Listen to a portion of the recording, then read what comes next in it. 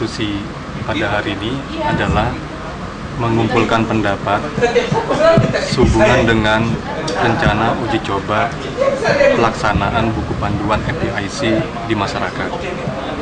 Untuk uji coba ini, kita semuanya sepakat perlu menyusun media komunikasi yang bisa mudah dimengerti oleh masyarakat, dan karena dimengerti kemudian itu bisa membantu mereka nanti dalam proses pengambilan keputusan. Apakah masyarakat sesungguhnya melihat manfaat yang lebih besar kalau pelaksanaan Raples ini dilaksanakan di wilayah kelolanya mereka. Itu tujuan yang pertama. Tujuan yang kedua, karena kita ketahui bahwa anggota Pokja adalah teman-teman atau bapak-bapak, ibu-ibu yang memiliki intensitas yang cukup tinggi berinteraksi dengan masyarakat, sehingga mereka sebenarnya memiliki pandangan, saran bagaimana media yang paling efektif yang bisa disampaikan oleh masyarakat. Sebagai lanjutan daripada pembuatan atau penyusunan panduan bagi pelaksanaan Free Prior Information Concern untuk kegiatan UNRED khususnya atau RID Plus di Sulawesi Tengah, kita akan membahas lebih dalam dengan mengenai komunikasi. Dari perjalanan kita selama berdiskusi tentang RIDD ini, saya kira memang masalah komunikasi menjadi sangat penting. Poinnya, kalau ini kita turunkan elemennya, maka bagaimana melibatkan masyarakat agar masyarakat yang terkena dampak dari proyek itu tidak menjadi persoalan di kemudian hari. Makanya selalu saya katakan dari awal, Mas, setiap pertemuan selalu saya bilang, jangan RIDD-nya yang ditonjolkan setiap berbicara tentang karbon. Tetapi RIDD ini hanya suplemen untuk memperbaiki kinerja di sektor kehutanan.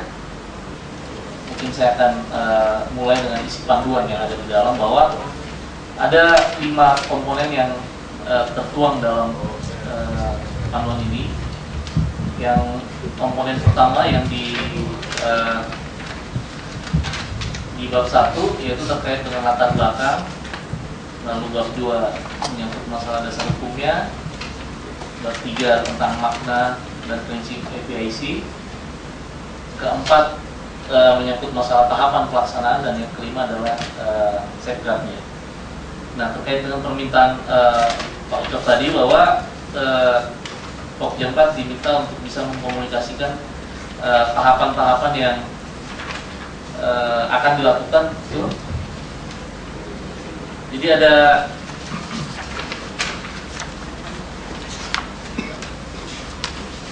6 tahapan, jadi mulai dari tahap prakondisi sampai kepada tahap sosialisasi hasil informasi yang tahap keduanya.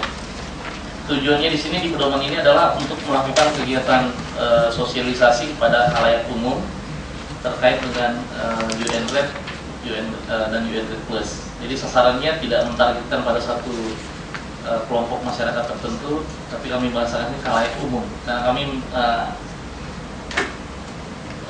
berpikir bahwa informasi ini tidak hanya dibutuhkan oleh kelompok-kelompok tertentu, sehingga sasarannya adalah khalayak umum. Instrumen yang dapat digunakan, jadi artinya tawaran ini seperti Pak Raut tadi antarkan, bahwa tidak semua instrumen-instrumen yang ada, mulai dari leaflet sampai dengan radio yang ada di sini, itu digunakan secara seragam pada kelompok-kelompok sasaran tertentu. Seperti leaflet mungkin hanya lebih cocok kalau misalnya untuk menginformasikan di level-level tingkat kabupaten misalnya. Lalu pemutaran-pemutaran film saya kira lebih cocok kalau misalnya di lokasi-lokasi yang memang fasilitas untuk pemutarannya tersedia, ya kan? Tapi kalau misalnya sudah masuk ke pelosok-pelosok, saya kira yang lebih efektif adalah lebih kepada media informasi yang bisa memberikan hasilnya dalam bahasa gambar. secara langsung bisa bercerita tentang apa sih implikasi kalau misalnya terjadi kerusakan lingkungan, terus apa saja manfaat kalau misalnya kita bisa mempertahankan kelestarian lingkungan dan sebagainya. Artinya dengan kata lain bahwa instrumen ini disesuaikan atau dikondisikan kepada target sasaran apa yang akan kita tuju. RDDD khususnya di Sulawesi Tengah itu sudah cukup sering didengar, tetapi tidak dipahami gitu. Sehingga yang ingin saya sampaikan bahwa bagaimana untuk masyarakat yang tahu sedikit tapi a priori itu kita menyampaikan bahwa ini seperti yang Pak tahu bilang bukanlah sebuah proyek seperti yang biasanya, tapi memang sesuatu yang memang sudah kita lakukan seperti biasa, tetapi lebih kita tertibkan lagi untuk sesuatu yang lebih baik gitu. Tidak bicara masalah tadi beliau kan tidak masalah kompensasi, tidak bicara masalah bahwa ini sebuah proyek yang didukung oleh siapapun, tetapi adalah hal-hal baik yang pernah kita lakukan untuk kita perbaiki menjadi lebih baik untuk kebaikan kita bersama kembali gitu. Jadi itu yang pertama, kemudian menghilangkan kesan bahwa ini adalah proyek gitu. Kalau saya bisa masukkan, ini kan masyarakat luas.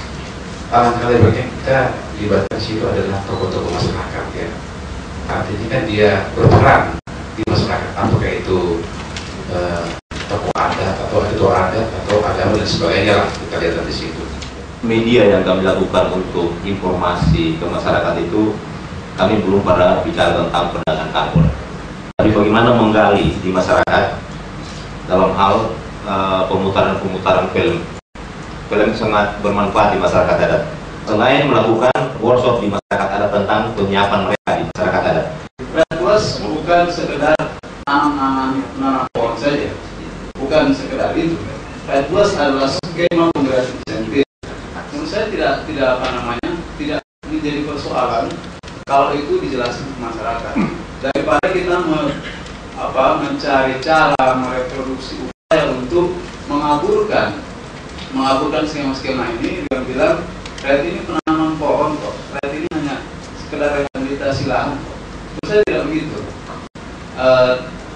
Tidak bisa begitu kita sampaikan secara adanya tentang RET Plus ini, konsepnya seperti apa, dan dalam penyampaiannya ya jelas ada strategi informasi yang perlu dikembangkan agar supaya imajinasi kita dengan imajinasi masyarakat itu bisa sama.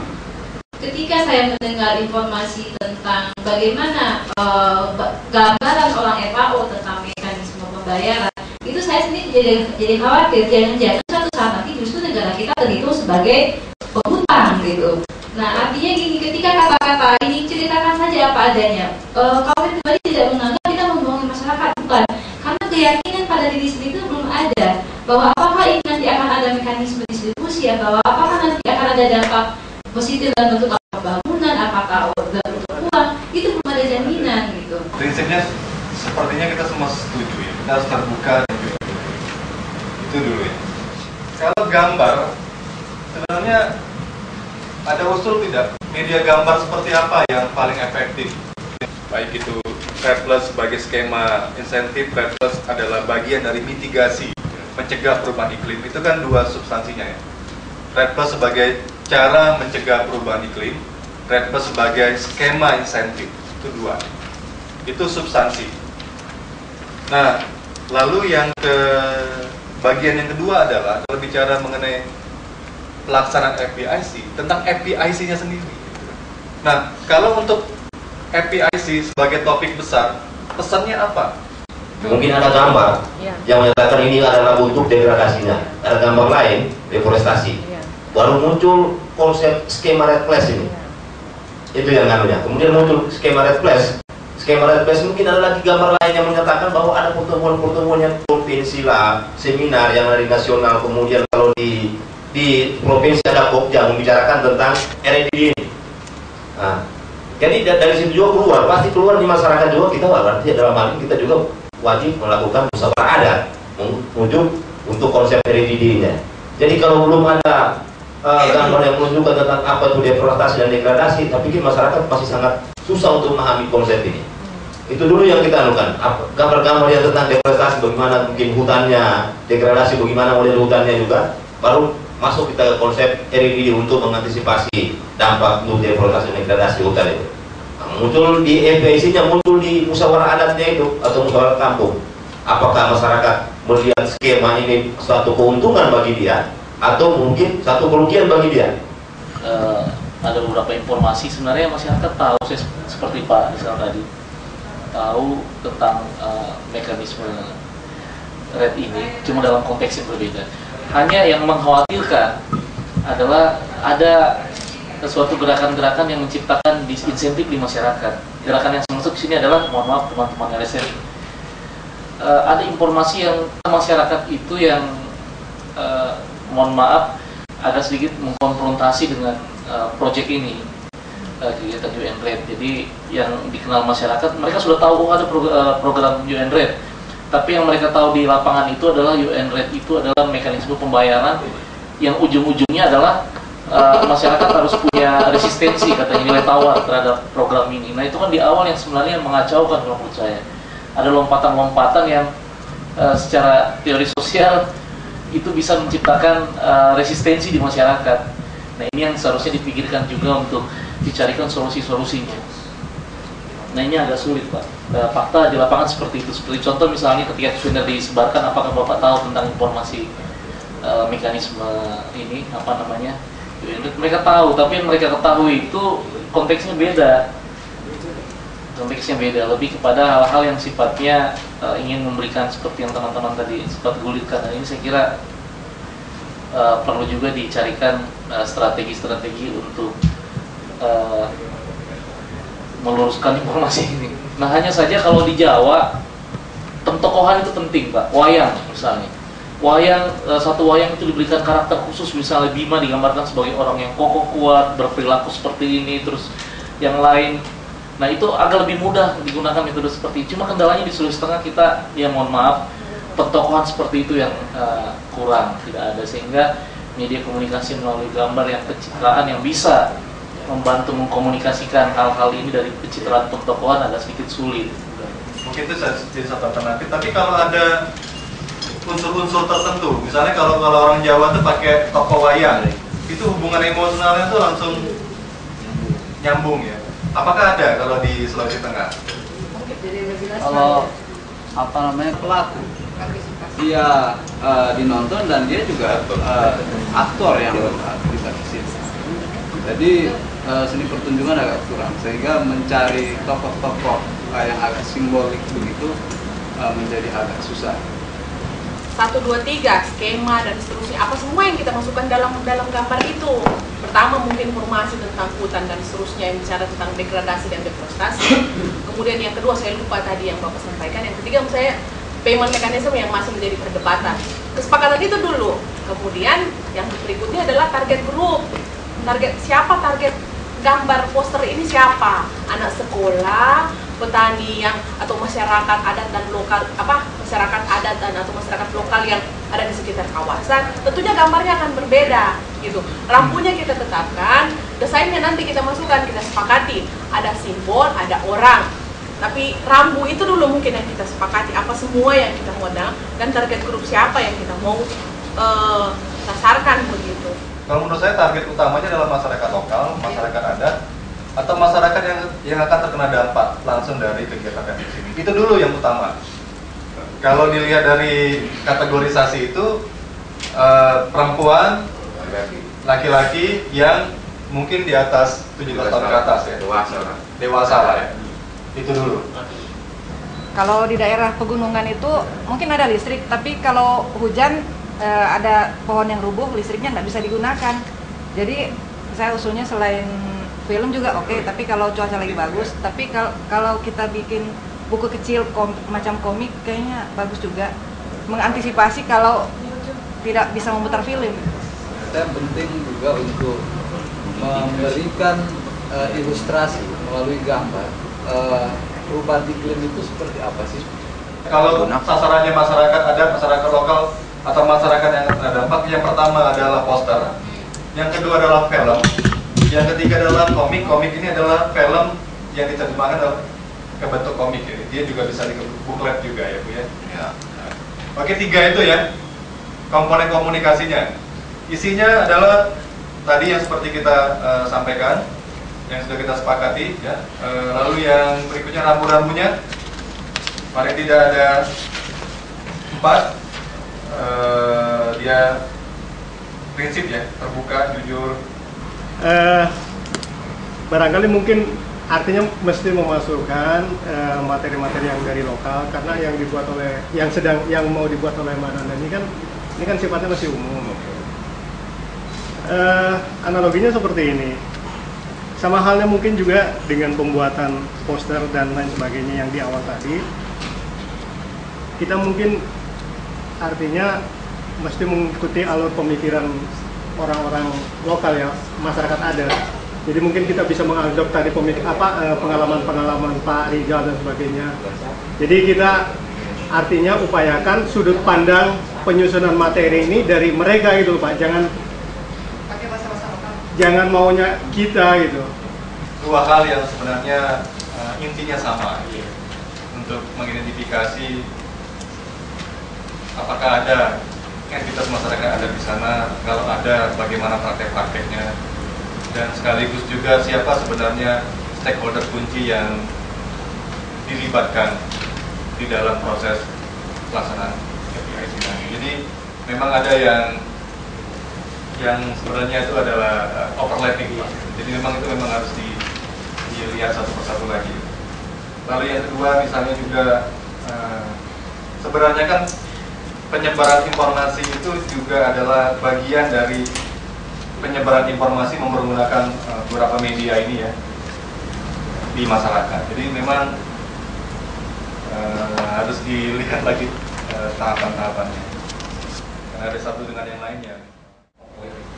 Ada juga menyusun protokol komunikasi antar Pokja dengan PMU dan mungkin terkait kebijakan yang akan diberitahukan pada publik.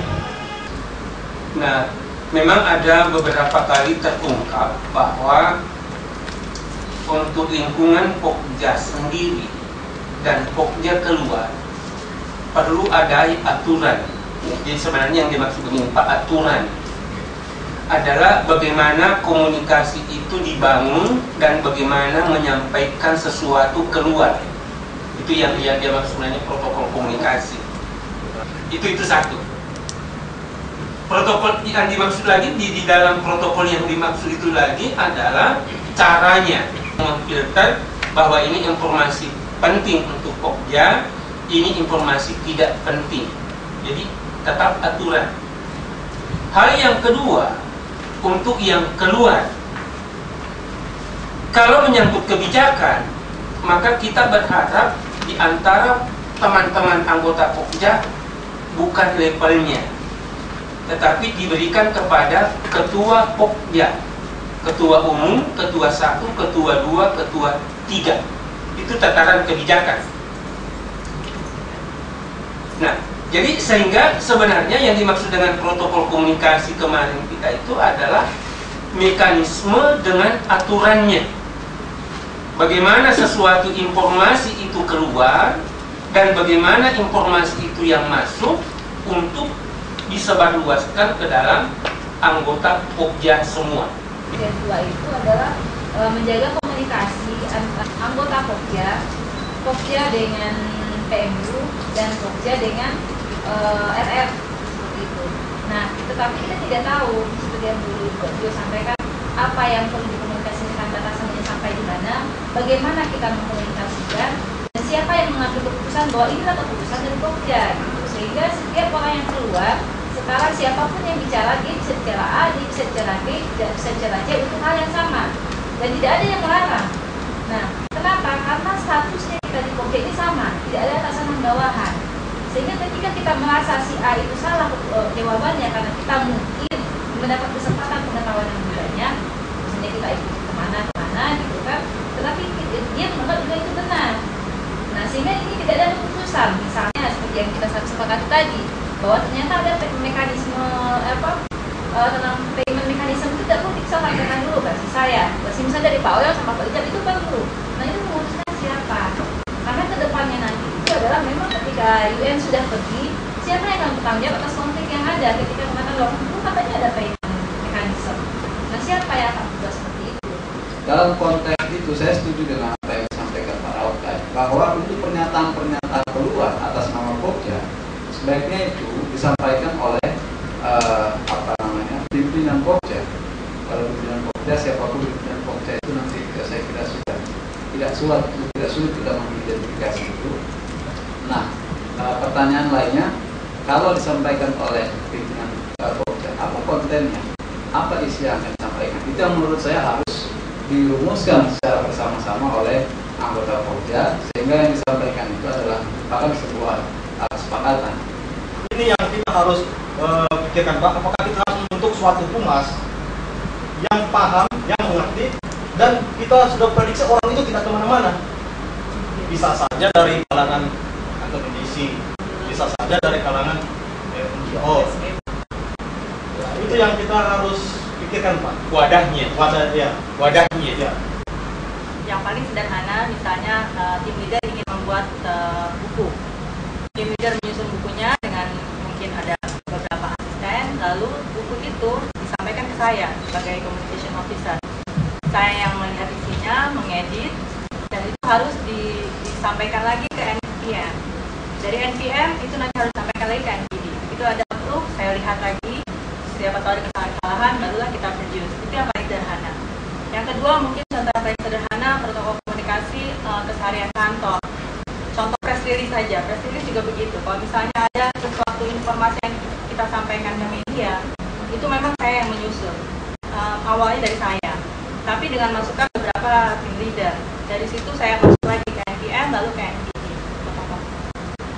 Contohnya seperti itu, Pak. Kalau misalnya mau di-share beberapa lingkup dan tetap mekanisme. Ya. Jadi aturan main memang. Jadi kita coba dari pandangan yang ada ini, kita coba definisikan dengan protokol komunikasi.